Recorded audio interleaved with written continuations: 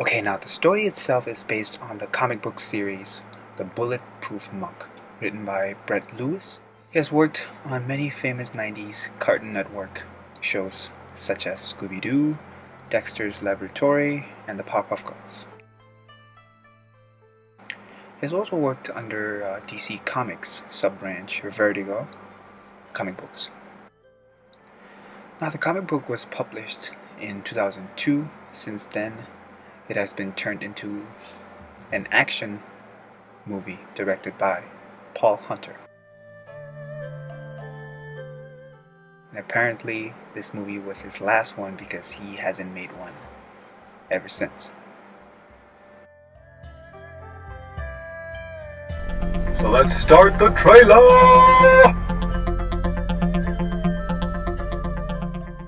The Bulletproof Monk, starring a Chinese actor playing as a Tibetan monk. There's definitely something wrong here.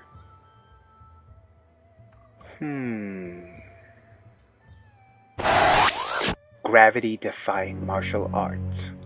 Ancient secret. The scroll must never fall into the wrong hands. Scroll definitely falls into the wrong hands. Get ready for the best Buddhism jokes throughout the movie. This is America. We don't have enlightenment here. We have strip clubs, Las Vegas, and HBO. You got it? Nope.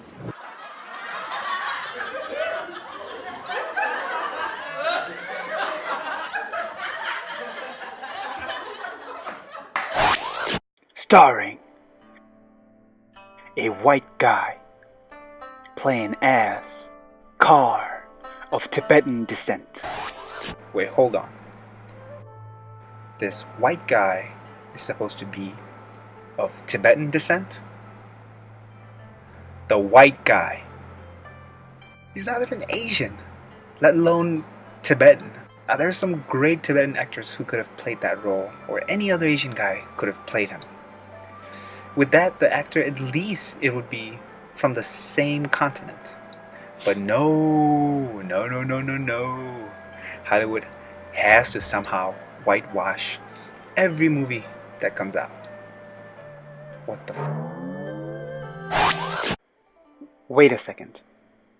Kar is an incomplete word in Tibet. It could either stand for karma or karpo, meaning white. Karma doesn't make sense here, so karpo, wait. Karpo, white. I see what you did there.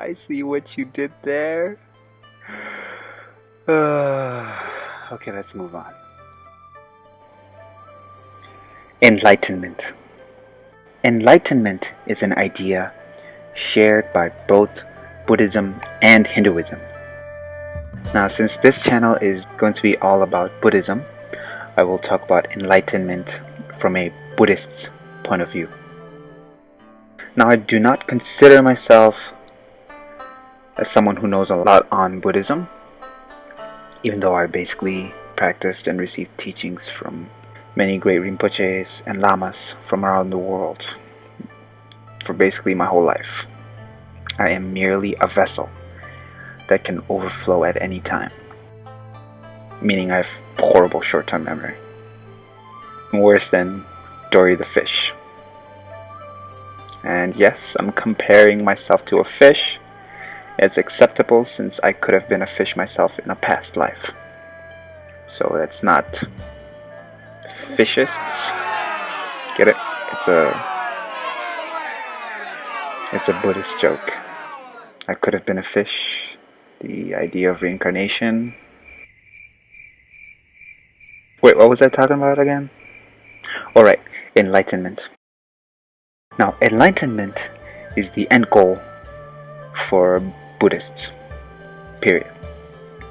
When a person reaches a state of enlightenment, the cycle of samsara, the cycle of life and rebirth, ends. Buddhists believe that we are all stuck in this endless cycle of life, death, rebirth, and re-death. And the only way to cut the cycle is to reach enlightenment. Now that only happens when one has truly found inner peace and one has no attachments to material things. In the state of enlightenment, one has perfect knowledge of wisdom and compassion. Now in Tibetan Buddhism, the word Bodhi is used to describe that particular person. Now Bodhi translates to awakened, which basically has the same meaning as enlightened. Now what's unique in Tibetan Buddhism is that we have what we call the Bodhisattvas. Now the Bodhisattvas are someone who has reached the state of enlightenment, which is basically nirvana, and that person, rather than ending the cycle of samsara, that person decides to stay in this physical world, the cycle of samsara, so that the person can also help others attain enlightenment. Now one of the most famous bodhisattvas that I'm sure most of you know and should know is our very own Nobel Prize winner, Tibetan spiritual leader, His Holiness the 14th Dalai Lama.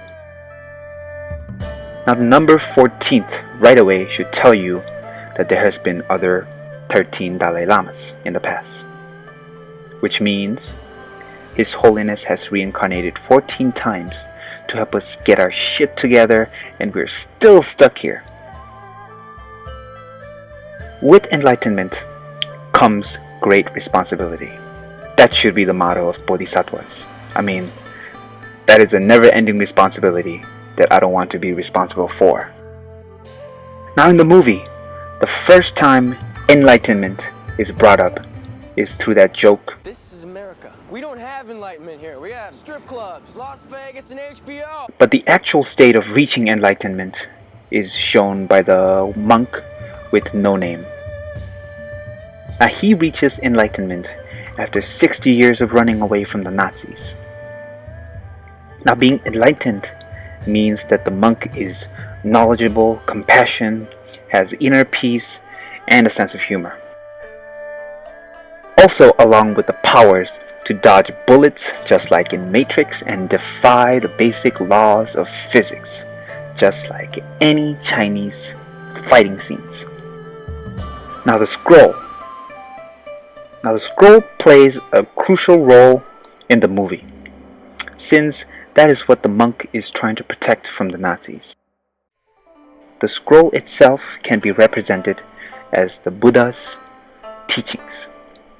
They're considered sacred, very sacred in this movie, and teaches one to live life with kindness and compassion, and that there is no shortcut to reaching enlightenment, which is what the Nazis tries to do throughout the movie by stealing the scroll. In the movie, the path of enlightenment is shown and fairly easy to reach by the two disciples, reaching enlightenment in less than a week. But in real life, it takes countless reincarnations before one reaches the state of enlightenment. Even the original Hood himself, and I mean the Buddhahood, had to be reincarnated countless of times before reaching nirvana. And the stories are told in the Jataka tales. Now that is for another video. Moving on, the nameless monk being enlightened can be represented as a bodhisattva. He stays behind and protects the scroll, being the Buddha's teaching, until he can pass that on to the two disciples. He helps both of them reach enlightenment in a matter of weeks. On that note, here's some Buddhist jokes.